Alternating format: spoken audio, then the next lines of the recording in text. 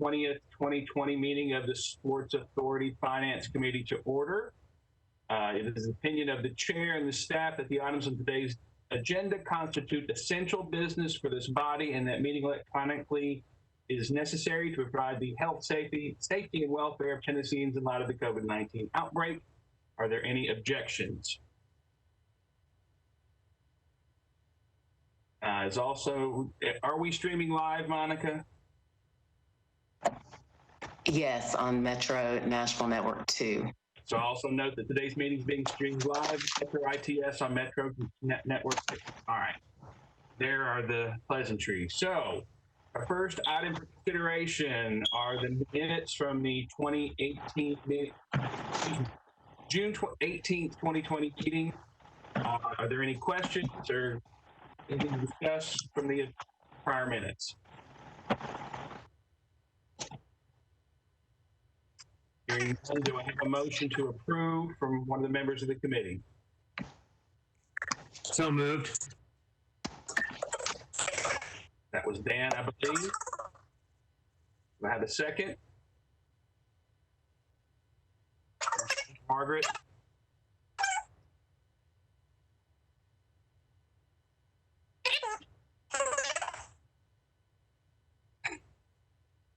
Somebody's trying to say something. Glenn or Margaret, you looks like you're both on mute. I'm on. I just got on, and I didn't hear the motion. Sorry. We are considering the minutes from the June 18th Finance Committee meeting. I'll make a motion. We had a motion, so you're seconding. All right. All those in favor?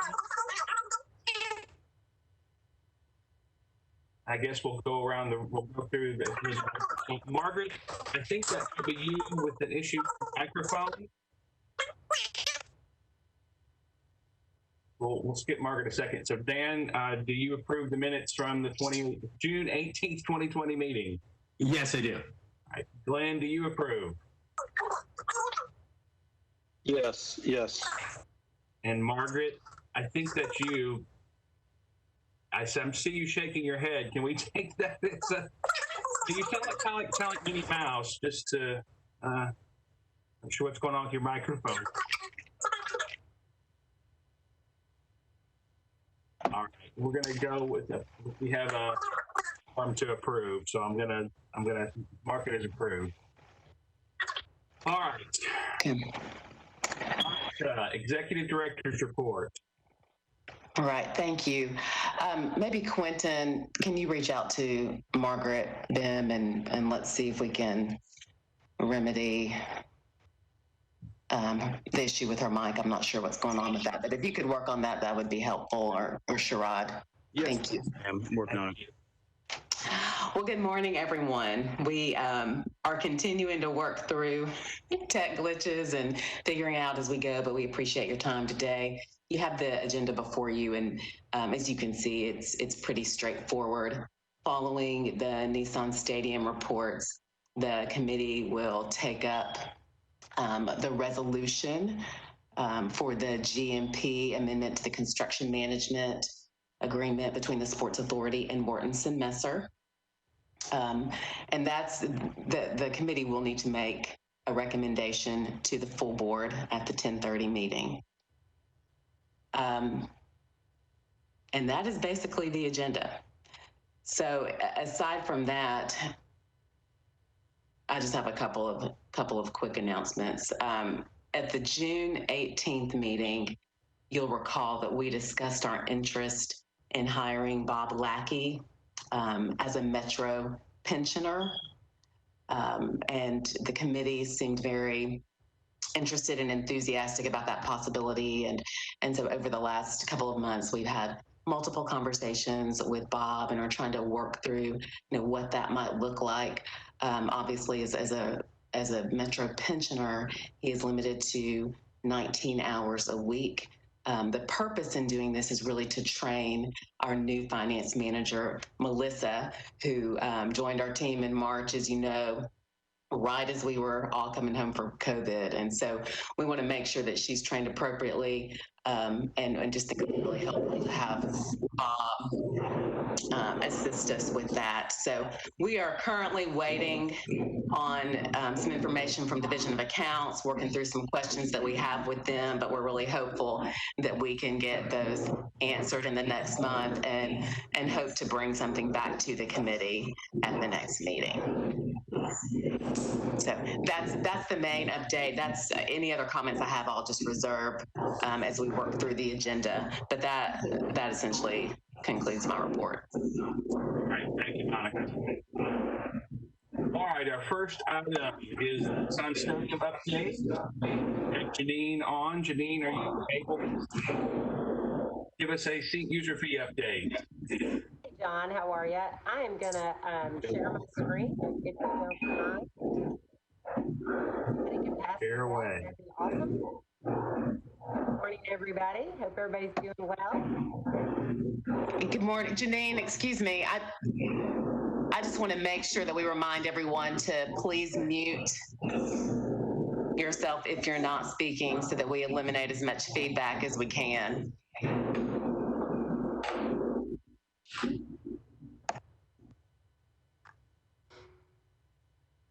There we go. Go ahead. All right. Can everybody see my screen, which should be the agenda right now? Yes. Yes. Okay, great. Thanks, John. I appreciate that. Yes. So the first thing we're going to talk about today is the seat user fee update. And I think everyone received this in their packets, which is the letter I sent to Kevin Crumbo and Monica and Margaret Darby, and you can kind of see who's copied there, but it's in regards to our seat user fee and ticket tax. As everyone is aware, or hopefully everybody saw that mayor's press conference on Tuesday, we are in a holding position in regards to having fans at our games. We will not have fans at Nissan Stadium in August or September. And so since that has been determined, we are actually putting a pause on the payments to Metro in regards to ticket tax and in regards to sales tax payments. Does anyone have any questions on that before I move to the next agenda item, which is where I would like to spend the majority of our time today? Dan, Margaret, or Glenn, any questions for Janine on the seat license? User fee, excuse me. No questions from me. No questions for me. Oh, Margaret. Did y'all hear me? Yes, ma'am. Great, because I got out and came back in. So I think that's what the problem was. So hi, everyone. All right. No, for me, it's perfectly understandable why we're doing this. Great, thanks. Janine, carry on. Okay, great. So hopefully everybody can see our financial information.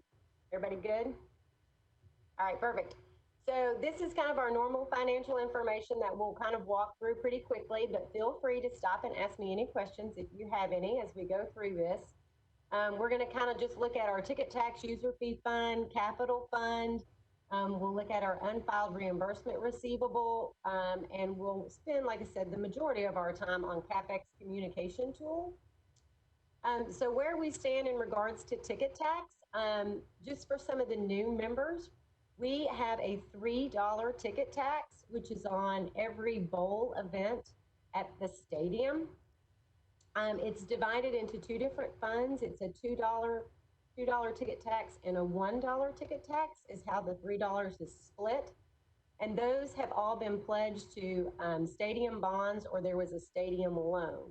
And those bonds and loan actually went back into the stadium to do various improvements back in 2012 and 2015. Those included the seat replacement, some concrete repair work.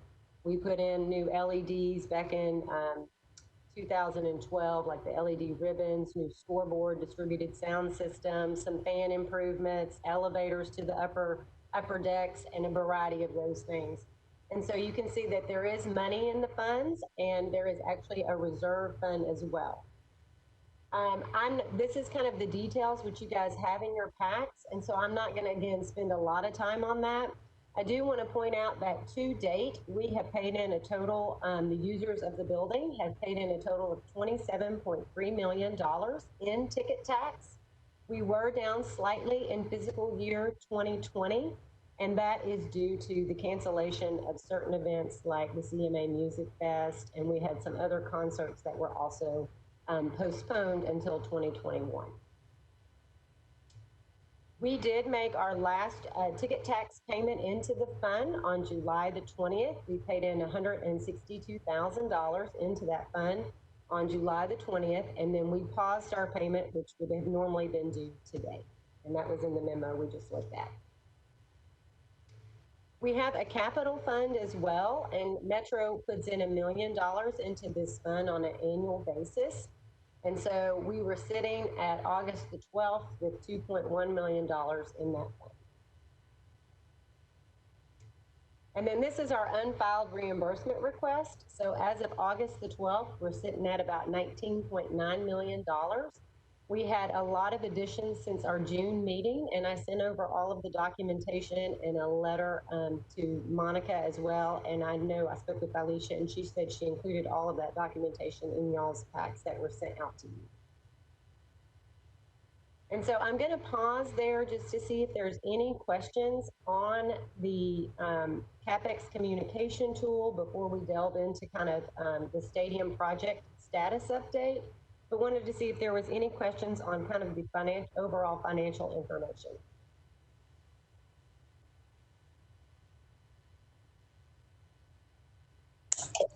I mean, I always have the same question. We have $2 million in a fund, and there's now you all are requesting $19 million in reimbursement.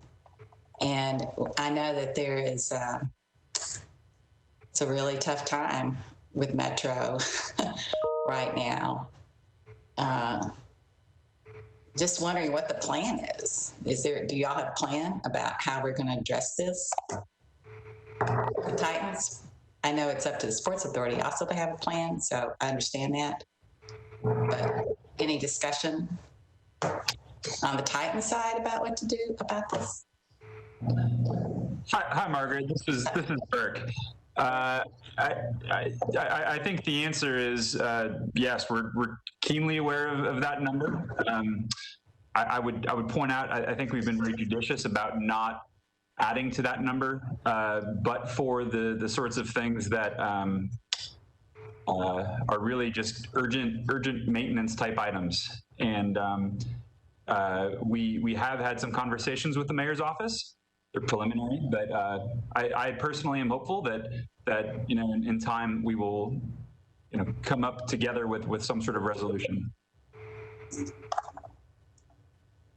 Well, I'm not really looking to take Dudley's place here since he's no longer here, but I was always in his amen corner about being as concerned as you all are about this number continuing to rise. So I am hopeful that that's something, I really think it's gotten to the point now that we really need to focus on this as a community, what to do about this number. I don't know how it will work out. It's difficult to find funds, but I also think that it's something that needs to get addressed. So at some point we need to get this back on the finance agenda, Mr. Chair, and try to work through what we're going to do. We had an assessment done, a needs assessment. We went that far, and then we kind of stopped. So just some thoughts. No motion, no nothing. Just wanted to get it out there because it's very apparent we need to address it. We appreciate the conversation. Thank you, Bert and Janine. Thank you. Okay. I'm going to kind of jump into the stadium project update, and Bob's going to kind of join in here and kind of walk through some of them. When we get to the last agenda item, we have a quick video to kind of show you as well. And so, Bob, if you want to jump in and kind of walk us through some of the status on these items, that would be greatly appreciated. All right. Good morning, board members, and thank you for your time. Bob Flynn with Nissan Stadium. So the boiler replacement, we have 2 boilers that we're replacing, and we're halfway through with it. We won't finish it before the season just because it takes a little more time, but we will have, but we are comfortable where we are with the one replacement, and the other one is holding out right now. So we should be all right. So that's that was a major project. The anti-climb fence, just so you all know, people used to, even with our new cameras and all that stuff, people would scale the fence and get into the stadium. So we've gone around and at certain points of the stadium, we already had this anti-climbing fence. So we just finished it going around the whole stadium. So now people will not be able to climb as freely over the top of the fence and into the stadium proper. But that is done, and it has helped us already. We've caught some people trying to do it. So the sports lighting system this past Tuesday night, and this, so the sports lighting is a field lighting, and it's replacing the original lights, stadium field lights. We had it tested Tuesday night, and everything went great. It met all the NFL requirements, and it really looks spectacular.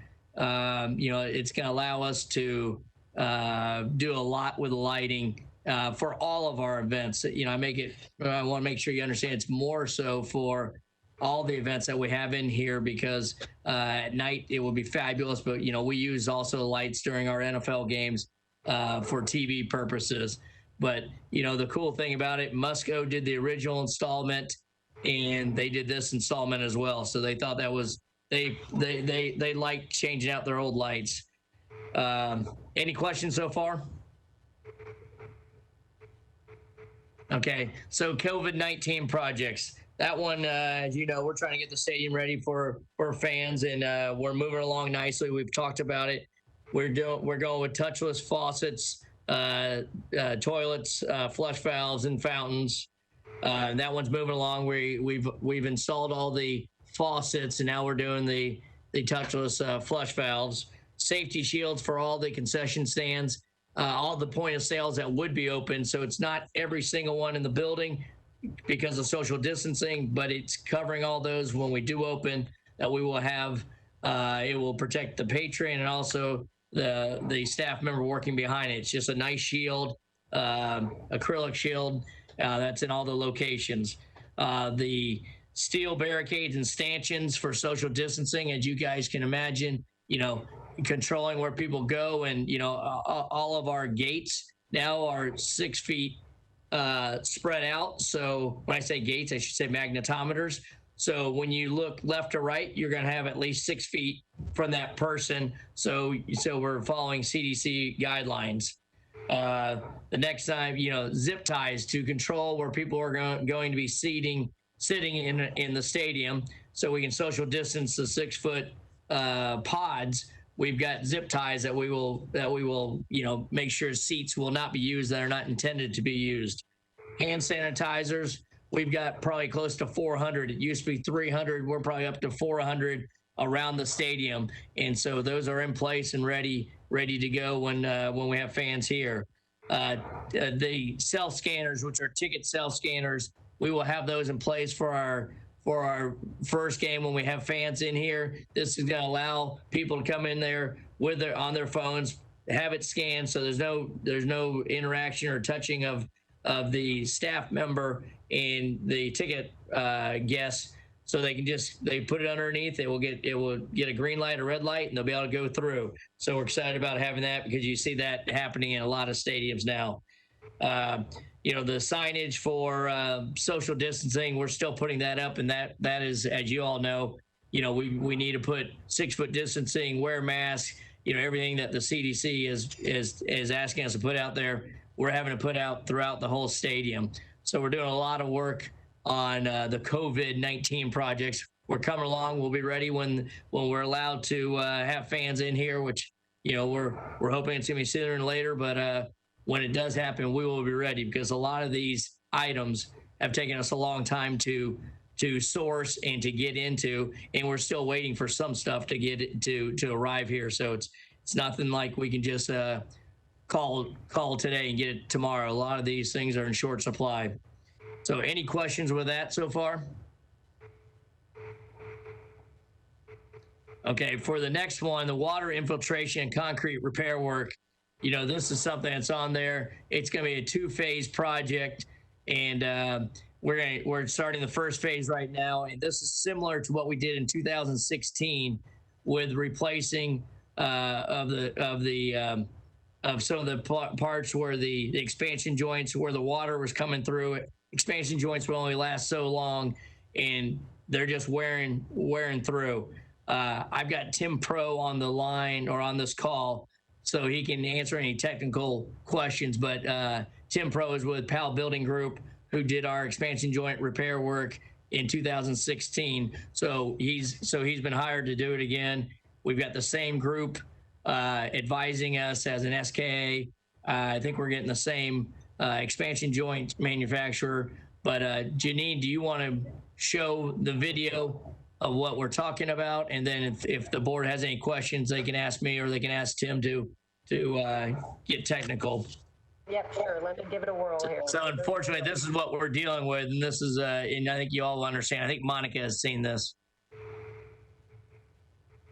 Give me just a second here. Hang tight.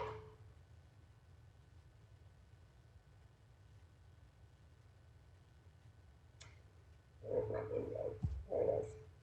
Can y'all still see my screen? We can see you. See you, yeah. Okay, hold on 1 second. Sorry, I had to get the video queued up, y'all.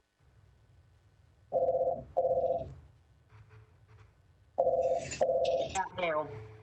There we go. Okay, let me make it big. All right, so this is a sample of our water infiltration here. It's actually in Adolfo's office. You can see the computer there, the rain kind of coming in, the ceiling.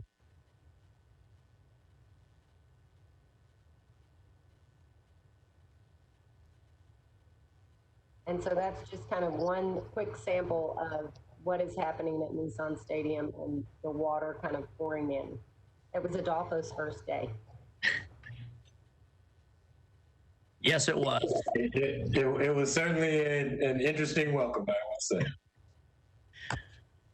Not the one I wanted to give you, Adolfo, but that's that is what we've been dealing with, and those are in the booths on the west side.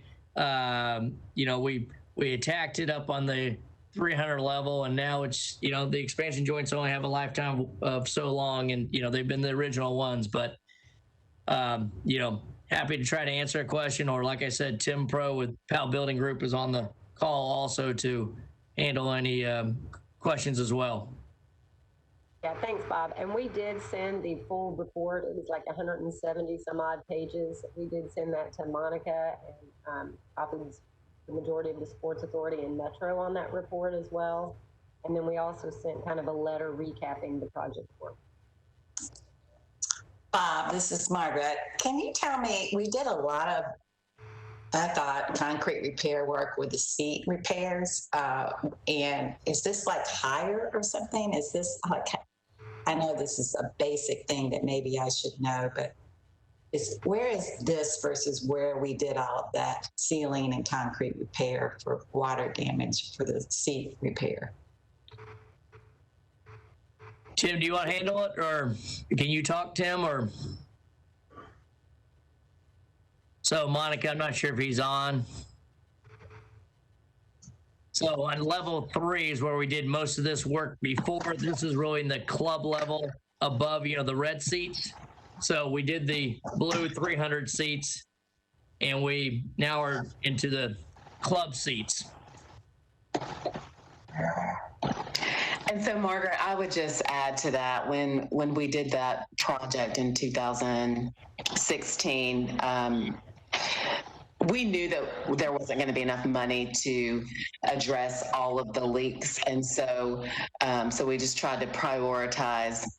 And like Bob said, and Janine, we started with the upper deck. But we knew that at some point we were going to have to continue the work. But as Larry Adams said over and over again, they squeezed every drop out of that lemon that they could in terms of the available funding. And we just didn't have enough money to complete this project. So what else is left after this is done? what else do we know that we still need to do? But whatever, water and sealing the stadium. That's it? Everybody can see my screen. I put up there the letter that we actually sent to Monica on July 30th, and it details out, Margaret, a little bit about where that waterproofing is happening, which is in our west club level, the main concourse level. There are some corrosion issues in the crawl space of the stadium as well. And then there's some drainage and corrosion issues on those ramp switchbacks. So when you're walking up to the 6th level, we've got some work there. And so we've divided the project into 2 phases. We've got phase 1, which are the club level joints and sealing, concrete repairs, plate extensions and sealant work. And then we also have phase 2, which will be the remaining work. So we plan to do phase 1 kind of this season right now during 2020, and then we will move into phase 2 in 2021. To answer your question about what other work there is, right now we have not done anything on the east side in these areas. So this is addressing everything on the west side that wasn't addressed in that first phase with in 2015 when we did the seat replacement. So currently the joints on the east side and the concrete are not leaking. And so we feel pretty good about that. But if those become damaged and they do start leaking, which we will definitely do another, we hired SKA to do the assessment on this side. We will have them come back out, do an assessment on the east side. And so that is a portion that has not been completed yet or really assessed. So can I summarize what I think I've heard? Yes, ma'am. Yeah, so we have 2 phases left of work that we know that we need to have. And that is phase 1 will be done this year, maybe phase 2 next year or whatever the plan is. We don't know if we need work done on the east side or not. So in response to my question, what we do know is that we know right now we need to do phase 1 and phase 2. Is that right? That is correct, Margaret. Okay. And when I say east side, I want to be clear, we did do the east side upper deck. Okay, good. Yeah. Replacement. Thank you. So it's really the east side club and main concourse piece. Okay. Very helpful. Thank you. And Margaret, I would just add too, I think this does speak to your first question because this work is probably a year or 2 overdue. Just to give you the practical impact, we described it as Adolfo's office.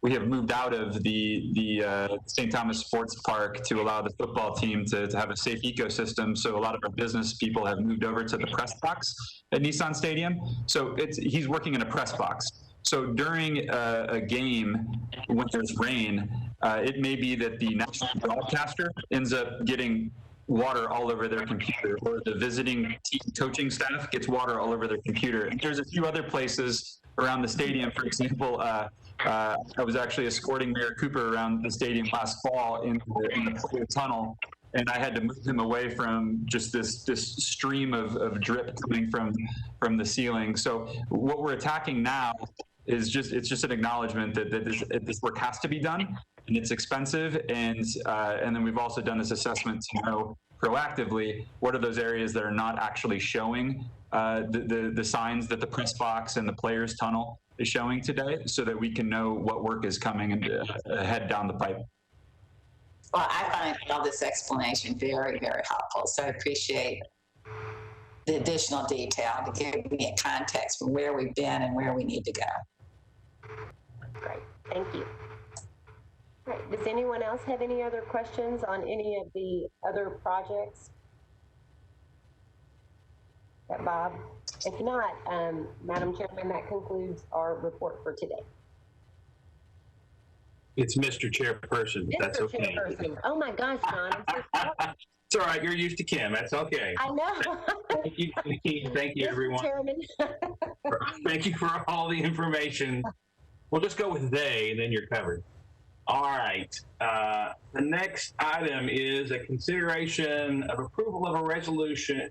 Consideration consider approval of a resolution approving the guaranteed maximum price, GMP, amendment to the construction management agreement between the Sports Authority and Mortensen Messer Construction of a Major League Soccer stadium.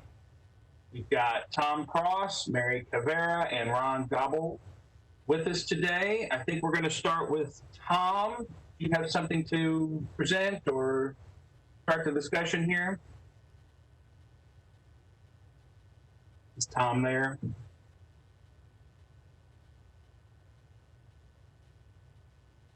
I see him.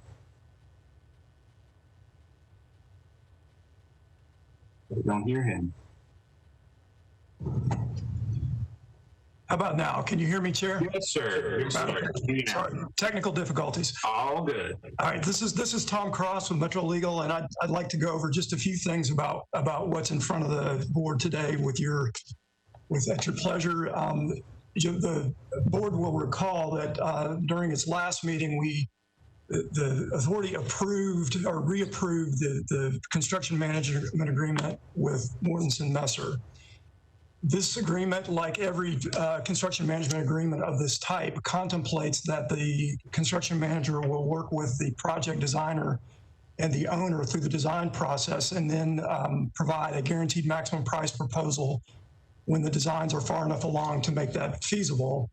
And then if the owner approves the guaranteed maximum price proposal, possibly with some negotiation, then an amendment to the contract will establish the guaranteed maximum price. And that's where we are now, and that's what's in front of the authority for consideration today.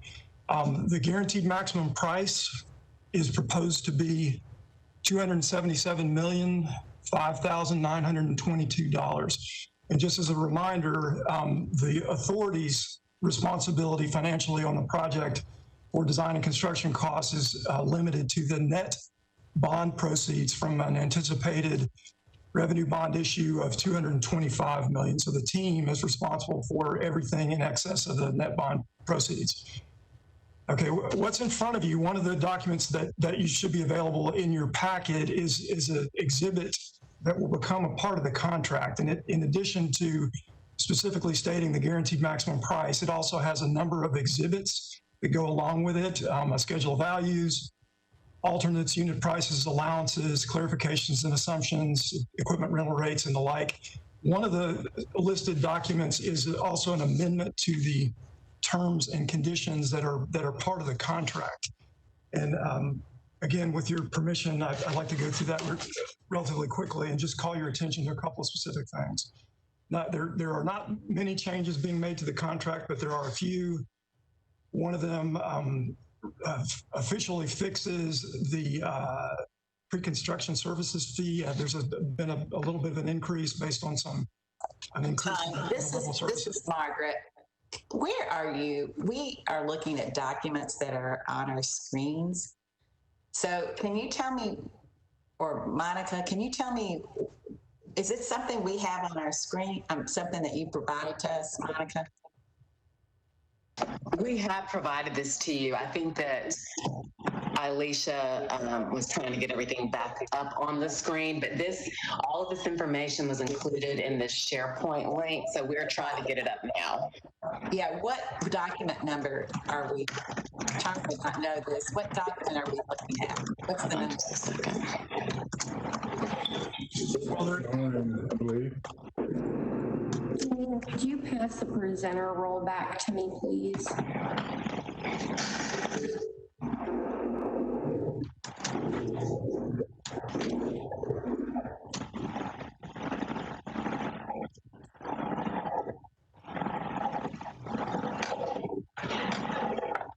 The resolution, so this is all under the, I guess it would be packet number 5.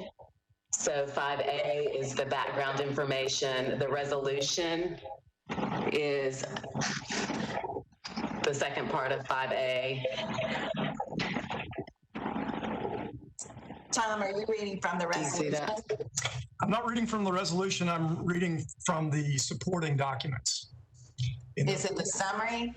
Not the summary either. There is a proposed amendment to the contract, which is included in your packet, and it's listed as Exhibit A2.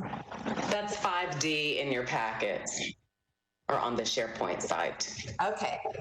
All right. I'm ready to go. I'm sorry we're having to fumble a little bit here. No, that's fine. Sorry, I'm ready to go. Thank you. I've got it. Okay, so I'll backtrack just a little bit and say, if you're looking at the Exhibit A2, Construction Management Agreement form of GMP amendment, the most important thing that it does is establish the guaranteed maximum price, $277 million plus a little. And then it also incorporates several exhibits. They're also important. One of them is a schedule of values, which is typical, and alternates, unit prices, allowances. You following along, Margaret? I'll take that as a yes. Yes. Okay, and then Exhibit 9 is I'd like to go over that in a little bit more detail. There are other people who can speak more authoritatively to these other exhibits, but Exhibit 9 actually amends some of the contract terms, and I'd like to call your attention to a few of them in particular. One of them, and then you may have to flip through a little bit to get this to Exhibit 9 is the modifications to contract terms. I don't think we have Exhibit 9, do we, Monica? What we have is a 2-page document, right? All of the materials are on the SharePoint site. All of the exhibits are listed. I'm pulling it up, Margaret. Is it 5E? 5D is just a cover page, and then go to 5E is the GMP materials.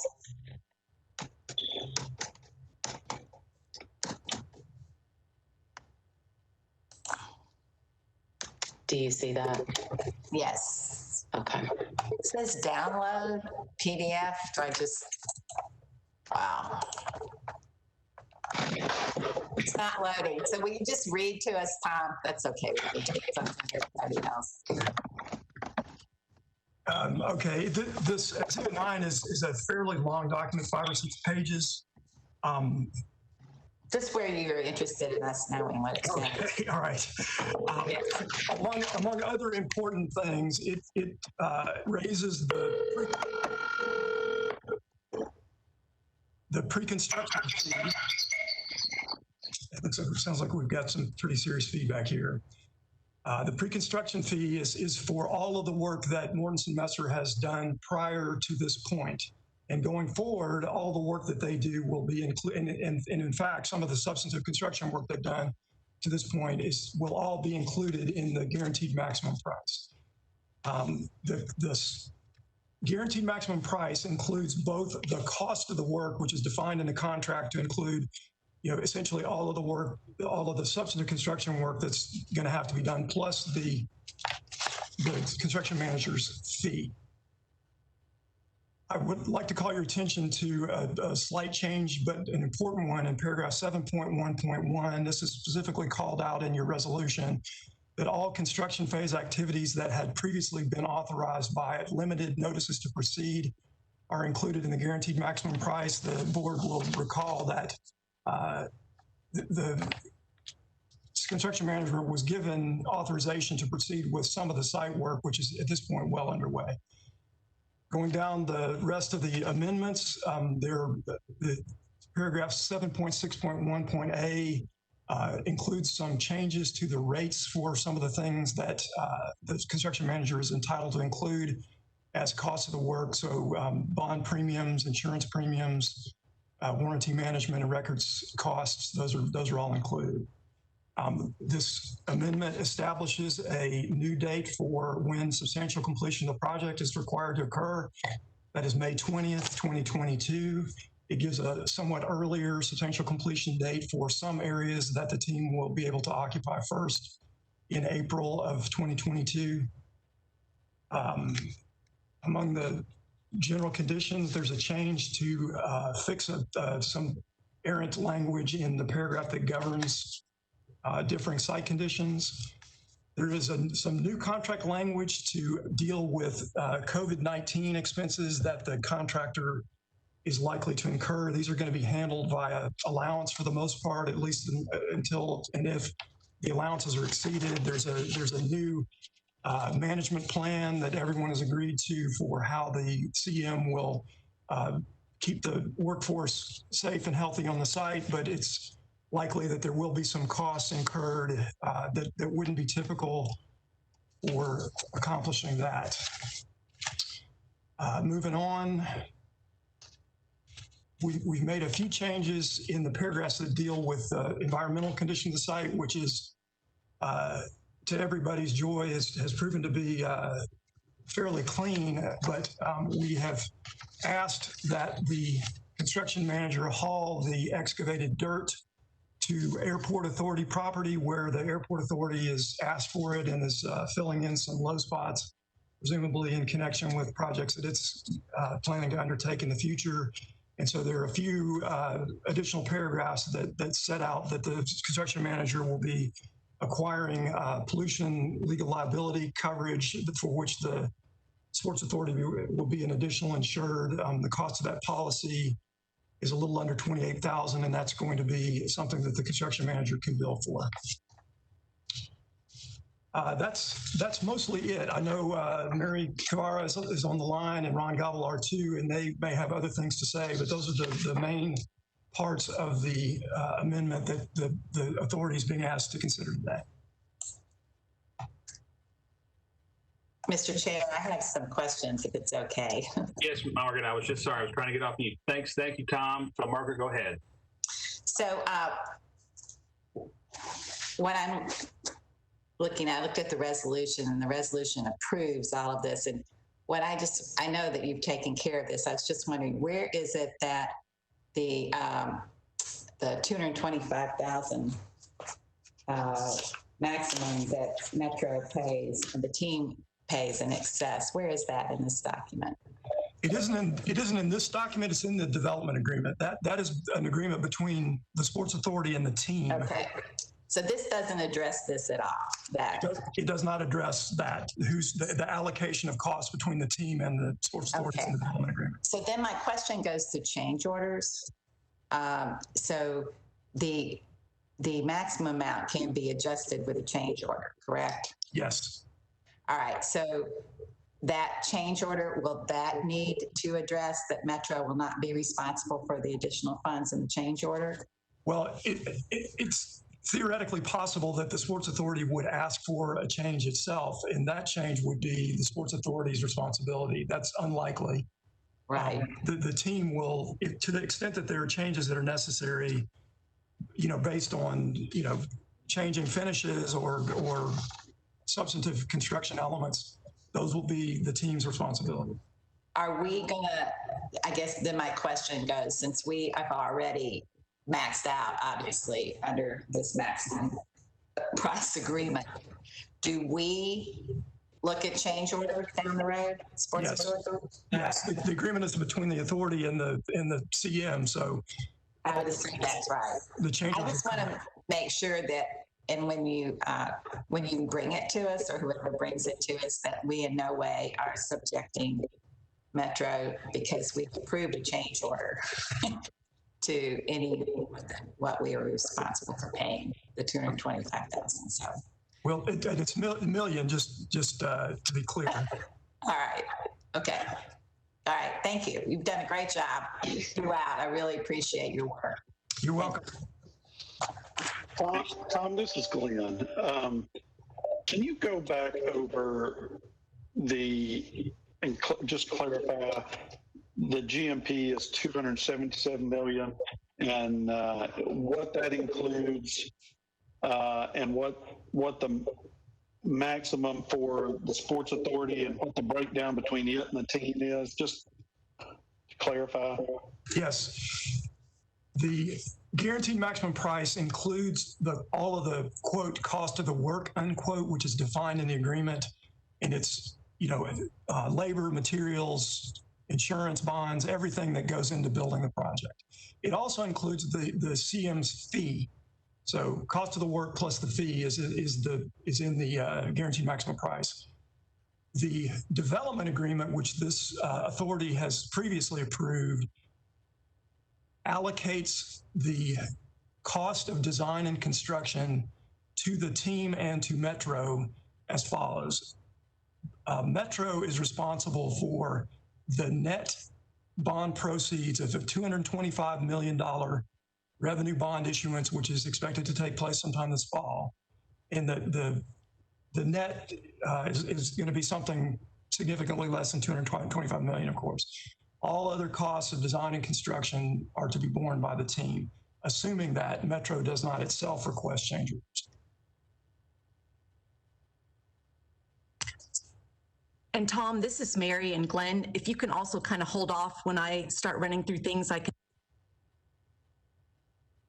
can further clarify on your question. Okay, Glenn, did I answer your question? I think so. When just one other question. So the 225 million, okay, I'm clear on what it covers, but that is Metro's portion. Above that, I mean, there might be some nuances of change orders that are requested, that kind of thing. But 225 million is the amount for the construction that the Sports Authority or the city is responsible for. Yes, as to the stadium itself, and let me be clear that the 225 million is for design and construction, and I believe design costs, I'm sure Mr. Gallo could give you a more precise number, but I believe design costs are about 12 million. And Tom, again, this is Mary Cavara and Glenn. And just to be clear, the 225 million represents the amount to be issued by revenue bonds. And then under the separate stadium lease agreement, which was also approved by this board, the team is solely responsible for repaying those the Sports Authority revenue bonds.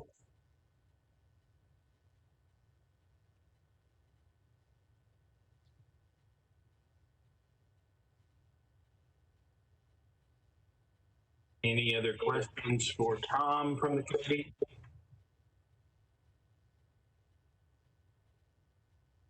All right, hearing none. So Mary, I think you're up next. Great. Thank you, Chair. Again, my name is Mary Cavara. I'm pleased to be here today on behalf of Walsh Management. And as a reminder, that's our legal entity that is party to all the various stadium documents. Would like to provide the Finance Committee with an overview of the GMP, or as Tom explained, the Guaranteed Maximum Price process. As you may recall, the oversight of the MLS stadium construction is governed by several documents the Sports Authority Board approved at the June meeting this year, primarily the development and the construction administration agreements. As chair of the Development Committee, we want to update you on our review of the GMP. Our committee has met twice, and the process set forth in the construction administration agreement regarding the development of the final GMP has been followed. Based on earlier questions at prior meetings, we also understand there may be some confusion as to what the GMP means with respect to the overall stadium budget. The chart shown on the screen illustrates that the GMP is a significant portion of the overall budget. However, there are other costs such as the architect, project administration, permits, equipment, and other items that are not part of the GMP. The GMP amount of 277 million, and I've rounded here, includes 258 million for the stadium itself and an additional 19 million for the stadium site. And the site was added as a result of the term sheet that the team entered into with the mayor's office earlier this year. After a thorough review and discussion of the GMP, the Development Committee is recommending that the Finance Committee and the Sports Authority Board approve the GMP amendment as presented.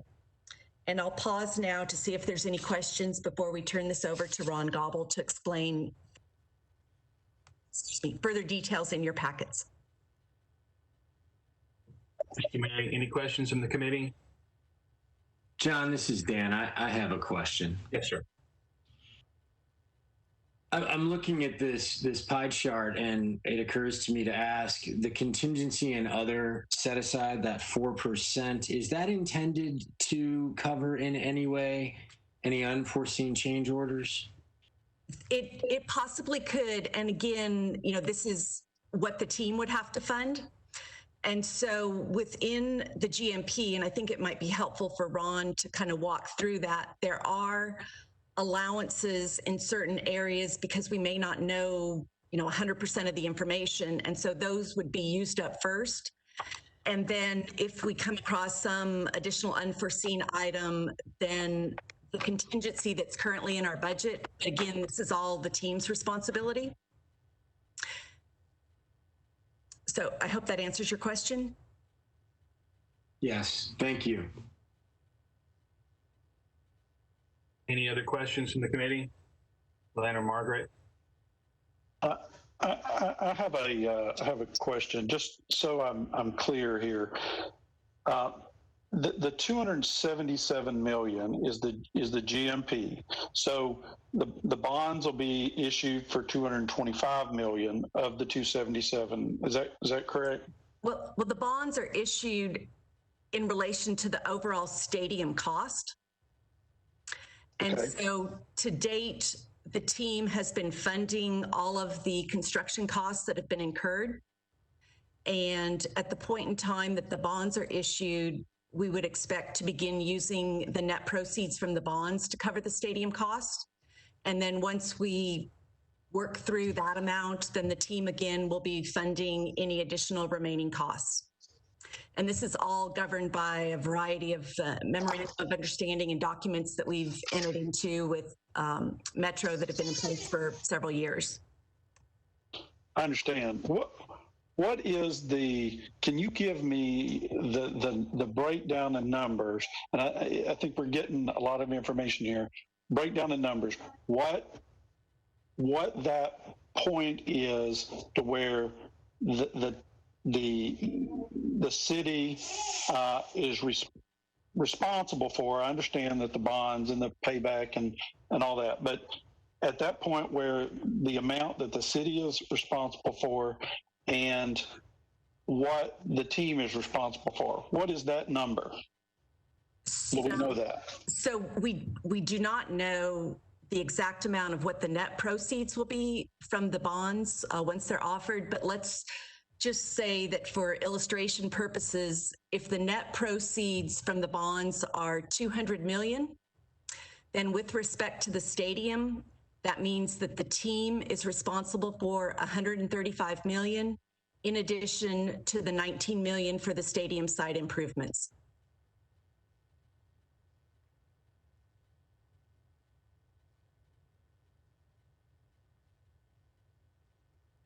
Does that answer your question?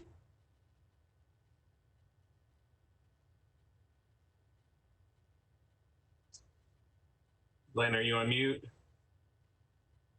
Sorry, I think I was muting and unmuting, and I may have muted myself when I talked. Yes. All right. Any other questions for Mary from the committee? All right, Ron, did you have something you wanted to present as well? Yes, thank you, Mr. Chair. Alicia, can you go back to that summary document I think you had out a minute ago? On the line with me is Kellen DeCourcy. I want to remind everybody that the way the previous agreements that have been approved by the board established that the team is essentially running the construction project. They report to a development committee. On the team's behalf, they have CAA Icon as a project manager. And on the city's behalf, we have GHP, our firm, and we have CPS. And I think Jim Wachowski is also on the call. He's with CPS. And all three of our firms have been directly involved in reviewing this document and getting and helping compile it, as someone said just a minute ago, quite an overwhelming document of exhibits. Tom focused on a few items. I'm going to just kind of supplement that, but Kellen and I are going to walk you through the exhibits, and each exhibit. I think everybody got a summary, and there is actually a different document that was sent out last week that summarized each exhibit that I think each of you got. I think Director Beam mentioned a minute ago that document is called a summary.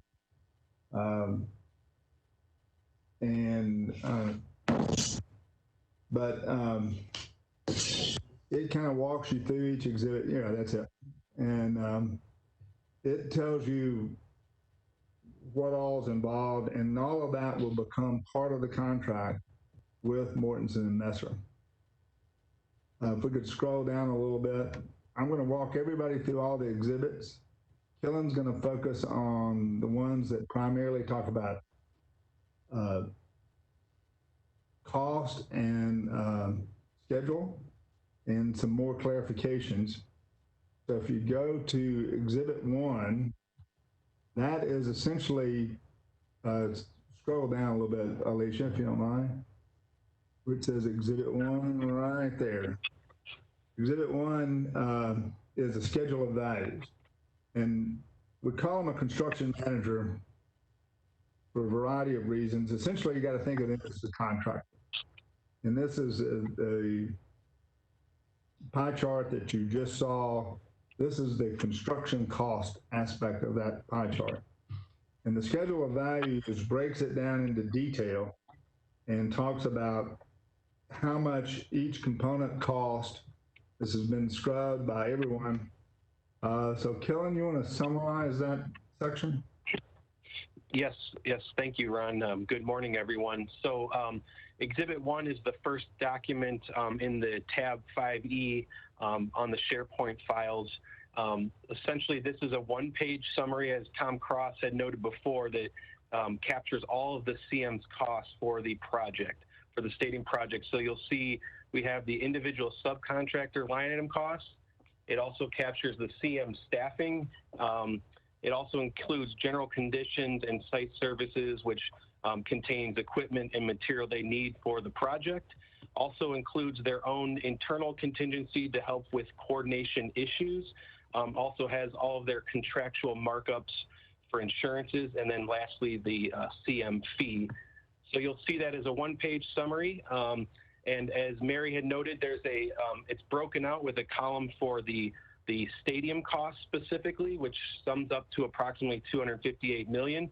There's a site column, which is approximately $19 million. And then we have the total summary to the right-hand side showing the $277 million.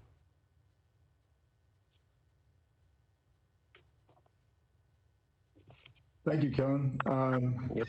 Are there any questions about the schedule of value, or that's the cost? And anything that changes that, we'll talk some more about some of the other exhibits, and then we'll come back to that. Exhibit 2 is alternates. Several items were worth discussing. Some reduced the price, some increased the price. For the most part, it articulates what's in the GMP, and it's commonly done in the construction industry. We've been debating these issues for a while, but some things could be included later on that we anticipate may be reviewed, but it does tell you what's in the GMP and what's not. If you could scroll down a little bit, Alicia, to Exhibit 3. Exhibit 3 is unit prices. It covers things that we may anticipate, and it's already pre-negotiated what these costs are. If you have to drill piers deeper than anticipated, it articulates how much that might be. It's a pre-negotiation. The next item is allowances. This is where things are maybe not can be articulated at this point. And we budget a certain amount of money for that. We monitor those independently. And a certain amount of that money is in the GMP. If we exceed that amount of money, then we would be talking about a change order, but that would have to be approved in advance. But the allowance is, if the money is not spent, then the money goes back to the project and can be reallocated. Are there any questions about those two items, unit prices and allowances? The next item, Exhibit 5 and 5.1, are clarifications and assumptions. And this is where various subcontractors and others discussed what's included and what's not included. This articulates that. Killen, you want to talk a little bit about this section? Sure, yes. So Exhibit 5 and 5.1 is a written narrative clarifying and providing written description of what is included and or excluded to provide clarity to any issues that might have come up in the contract documents. It has been reviewed and approved and agreed upon by all of the project team members. Also, the 5.1 exhibit also includes additional information such as the construction team site logistics plan, and also has their COVID response plan as well that helps communicate and clarify what is included in their GMP pricing. Exhibit 6, any questions on Exhibit 5? Exhibit 6 deals with equipment rental rates. It's similar to unit pricing in that these are pre-negotiated rates for the life of the project. It is, there's a whole list of equipment there that if you need more of it, we know how much per day or whatever we're going to have to pay. Exhibit 7, which is another item that's very important, is the construction schedule. Killen, you want to talk about that one? Sure, yes. The construction schedule identifies all of the major activities from the CM and the durations for those. Currently, the project is underway. As previously noted, we started in July, and that shows all the major activities and the critical paths and major milestones, ultimately showing right now we're tracking for May of 2022 completion for the project. I will point out there's, in May of 2022, that'll be substantially complete. The team will move in. We'll determine when the first event is. There is a provision in this section for an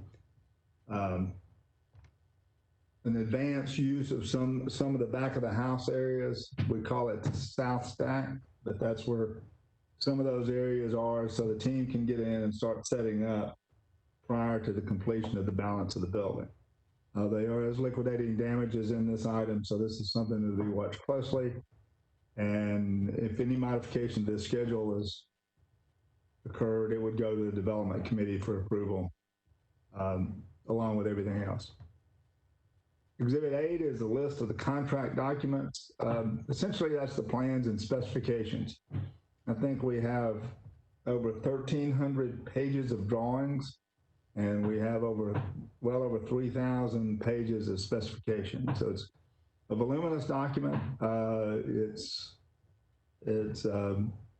And that incorporates those into the contract, and everybody agrees with us. So we'll point out too that the design team, which is led by Populous, has done several MLS stadiums, along with other projects such as First Tennessee Park, or I guess it's First Horizon now, reviewed all of this information as well.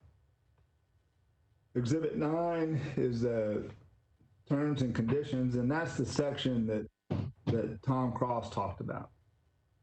This was negotiated by Metro Legal, the team's lawyers, and Mortensen, and again, it was reviewed by all the project management firms, CPS, GHP, and ICON.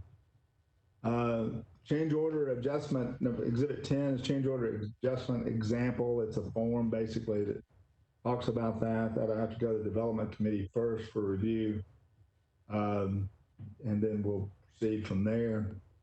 The Exhibit 11 is the designated design log.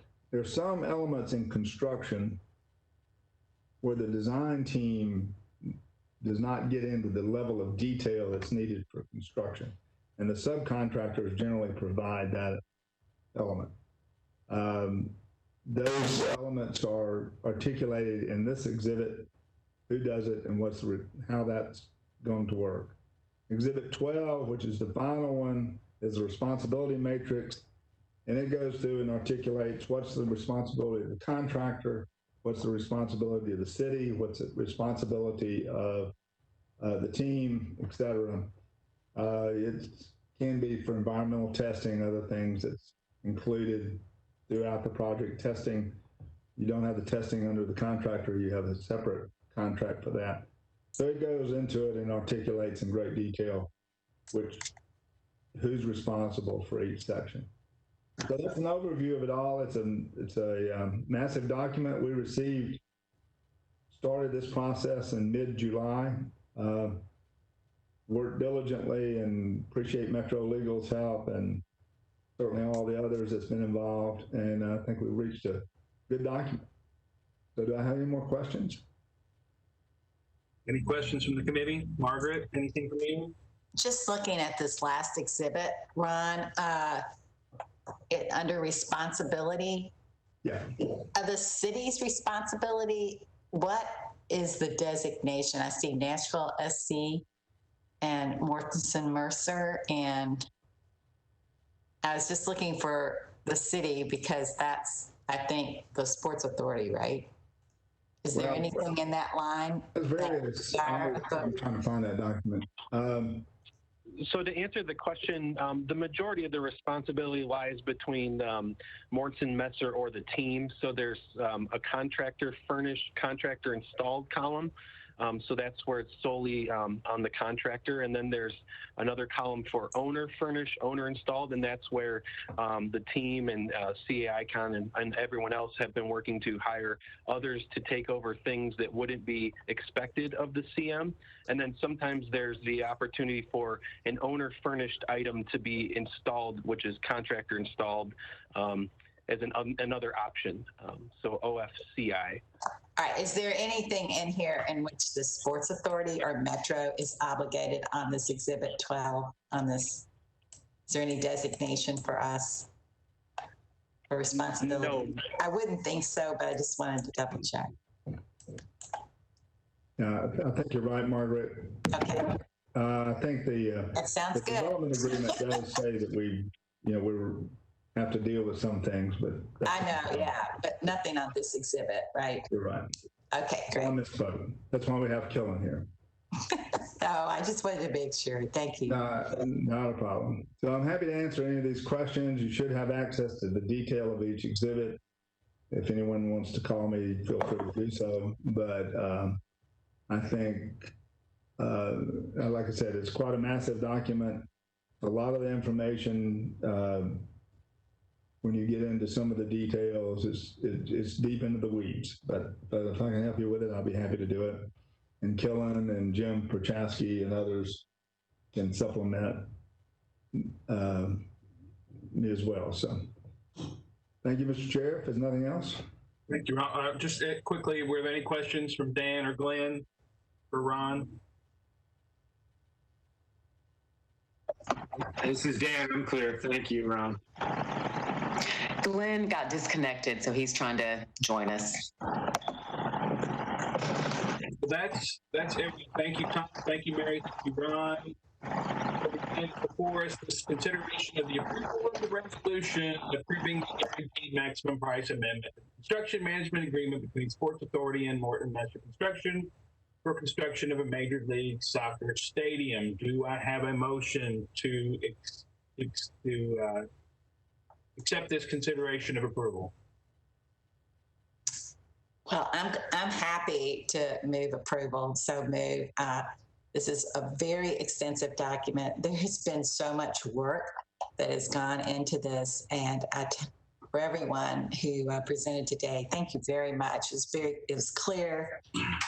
You were able to present it in a way that you got through it quickly, but still were very thorough. I appreciate the presentation. I move approval. Thank you, Margaret. Do I have a second, Dan? It's like you're still there. Yes, I second the motion. All right. Do we have Glenn back yet? I'm looking to see if I see him. I do not. All Are we okay to move forward? We need to wait on Glenn before we vote. This is Margaret Darby. You should be fine. You have a quorum.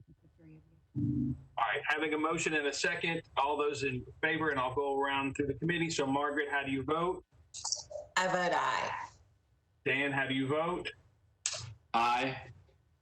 And so ayes carry it. The motion passes. I believe that is everything we had for consideration. Monica, anything else we need to add before we adjourn? No, thanks, Chair. Anyone from the committee?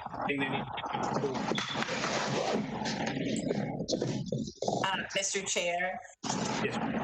I would just like to welcome Adolfo Bergs to just say that it's great to have a lawyer come back home. It's been a great career, but welcome to the Titans and welcome to our meeting today. Thank you very much. I appreciate it. I'm glad to be here. All right. Hearing no other business, we will adjourn the finance the full board meeting, which is at 10:30, correct? That's correct. So I think you can just continue to.